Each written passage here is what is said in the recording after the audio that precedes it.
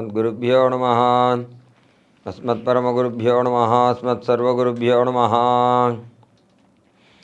नीलातुङ्गस्तनगिरिदिरीसुग्धमुद्बोध्य कृष्णं पारात्यं स्वं श्रुतिशरशिरसिद्धमध्यापयन्ति स्वजिष्टायां सृजनिगलितं व्यापलाहृत्य मुङ्क्ते गोदादस्यै नमैतमिदं भूये वास्तु भूयः அன்னவையல் புதுவை ஆண்டாளரங்கற்கு பண்ணு திருப்பாவை பல்வதியம் இன்னிசையால் பாடிக் கொடுத்தார் நற்பாமாலை பூமாலை சுடி கொடுத்தாலை சொல்லு சுடி கொடுத்து சுடர்கொடியே தொல்பாவை பாடி அருளவல்ல பல்வலையாய் நாடினே வேங்கடவர்க்கு என்னை விதி என்னை மாற்றம் நாம் கடவா வண்ணமே நல்கு. இன்றைக்கி ஒரு விசேஷமான பாசுரம், 27வது பாசுரம். கூடாரை வெல்லும் சீர் கோவிந்தா குந்தன்னை பாடிப்பறை கொண்டு யாம்பெரும் சம்மானம் நாடு புகழும் பரிசினால் நன்றாக சூடகமே தோல்வலையே தோடே சிவிப்பூவே பாடகமே நின்றளைய பல்கலனும் யாம் அணிவோம் ஆடையுடுப்போம் முதன் பின்னே பால்சோறு மூட நெய் பெய்து முழங்கை வழிவார கூடியிருந்து குளிர்ந்தேலோரம்பாவாய் அப்படின்றதான பாசுரம். இந்த பாசுரத்தில் தான் ஆண்டாள் விரதத்துக்கான பலனை அனுபவித்ததாகவும் எம்பெருமானிடத்தில் கண்ணனை நேரில் பார்த்து இந்த விரதத்துக்கான பலனாக இது ஓணும் எங்களுக்கெல்லாம் அப்படின்றத கேட்குறான். அது எப்படி கேட்குறான்றத பார்க்கலாம். கூடாரை வெல்லும் சீர் கோவிந்தா அப்படின்னு ஆரம்பித்தா. கண்ணா, நீ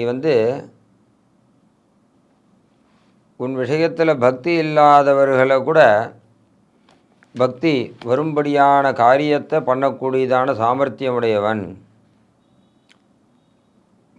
வாலி ராமனுக்கு விரோதமாக இருந்து சில காரியங்கள், தர்மத்துக்கு விரோதமான காரியங்கள் பண்ணால் அது ராமனுக்கு விரோதம்தான். கடைசியில் சண்டை போட வேண்டியதான நிலைமை வந்தது. அப்போ வாலியை வதம் பண்ணார். வாலி ராவண ஸ்தோத்திரம் பண்ணியிருக்கார். இன்னும் மேலே என்ன சொல்லணும்னா, ராவண ஸ்தோத்திரம் பண்ணதோடு நிற்காமல் அங்கதனை ராமனிடத்தில் ஒப்படைச்சார். தன்னுடைய தம்பி சுக்ரீவன் அவங்கிட்ட கூட ஒப்படைக்கலை. ஏன்னா ராமனிடத்தில் தர்மம் இருந்ததுனால அந்த தர்மமானது தன்னுடைய குழந்தையை ரட்சிக்கணும்.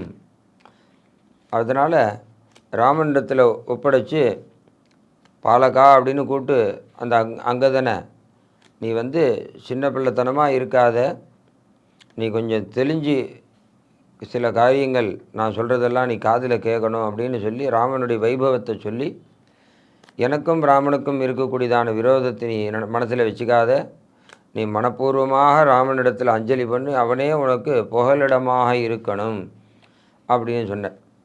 இந்த மாதிரி பல பக்தி இல்லாதவர்களுக்கெல்லாமே கூடாரை வெல்லக்கூடியதான சாமர்த்தியம் உடையவன். இதில் பார்த்தோம்னா அந்த முதல்ல அந்த தேவேந்திரன் கண்ணன் விஷயத்தில் கூடாத சில காரியங்களை பண்ணி மழையெல்லாம் கொடுத்து எல்லாருக்கும் கஷ்டத்தை கொடுத்தான்.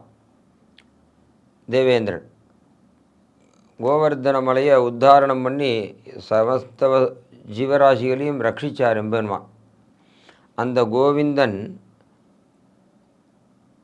அப்படியெல்லாம் காரியம் பண்ணதை பார்த்து கூடாத இருந்ததான தேவேந்திரனை கூடும்படியான காரியத்தை பண்ணதான கோவிந்தன் கோவிந்த பட்டாபிஷேகம்னு அங்கே விசேஷமாக தேவேந்திரன் பண்ணி வச்சான். அது ரொம்ப விசேஷமாக ஸ்ரீமத் பாகவதத்தில் சொல்லப்படுறது. அப்பேற்பட்டதான கூடாதவர்களையெல்லாம் வெல்லும்படியான காரியங்களை பண்ண கோவிந்தா. பசுமாடே அவனுக்கு சொத்து. கோவிந்தன் மாடு மேய்க்கக்கூடியவன் அப்படின்னு கோவிந்த சப்தத்துக்கு பலவிதமான அர்த்தங்கள் எடுக்கிறா. எப்பேற்பட்ட பாபங்களில் இருக்கக்கூடியவனையும் ரட்சிக்கக்கூடியது கோவிந்த நாமம். அகிஞ்சனா அனன்யகதி சரண்யா துவத்பாத மூலம் சரணம் பிரபத்தியன்னு கோவிந்தன் திருவடி வாரத்தில் சரணாகதி பண்ணோம்னா அவன் நம்மளை என்றைக்கும் ரட்சிக்கிறான்.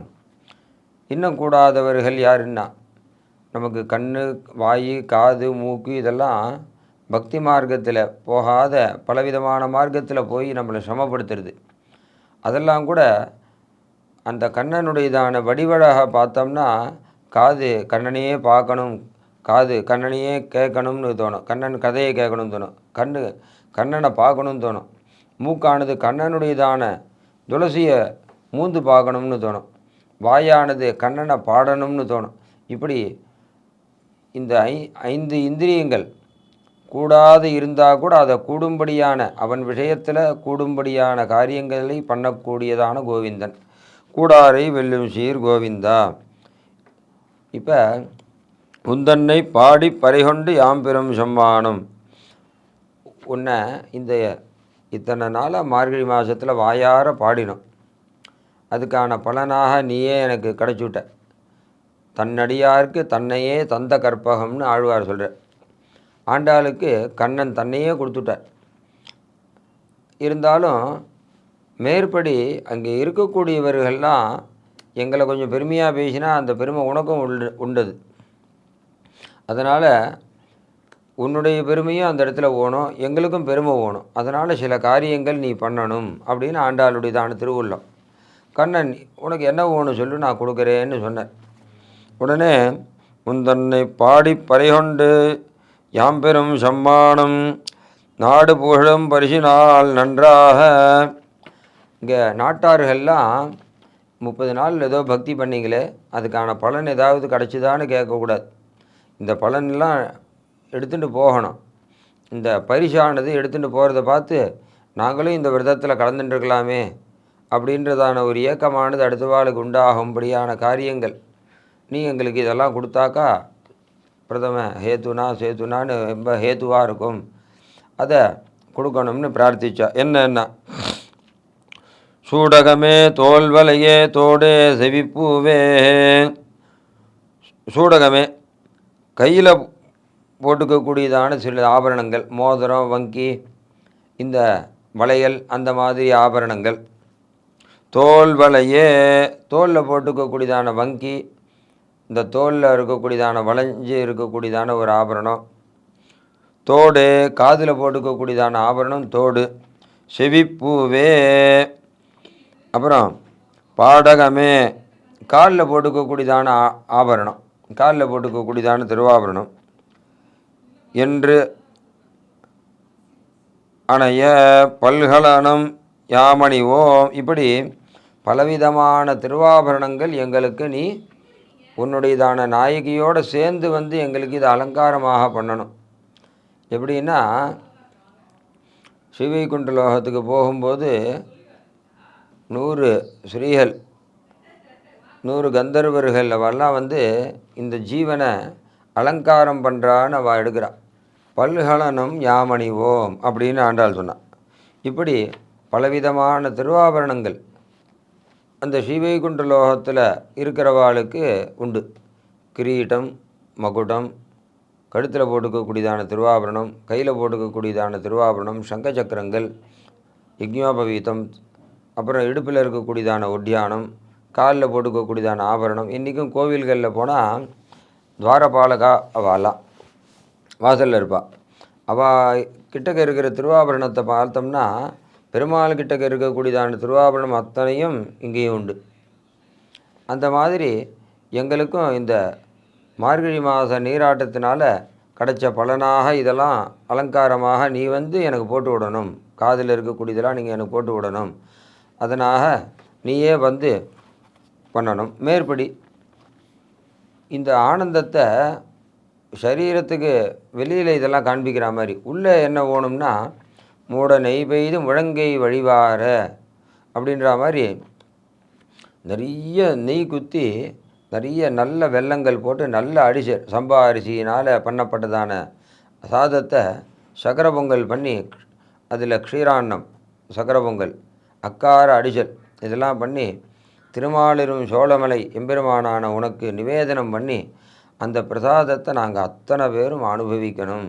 எல்லா கோவில்கள்லையும் இன்றைக்கி பார்க்கலாம் அக்கார அடிசல்னு சொல்லுவாள், கூடாரை வள்ளிக்குன்னு சொல்லுவாள்.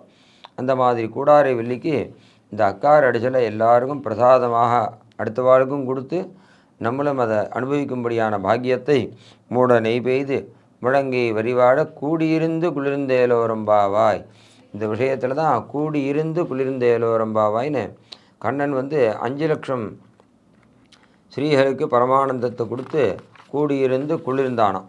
அதே பேரான பாக்கியத்தை நீங்கள் எனக்கு கொடுக்கணும் கிருஷ்ணான்னு திருமாலிரும் சோழமலை எம்பெருமான பிரார்த்திக்கிறார்.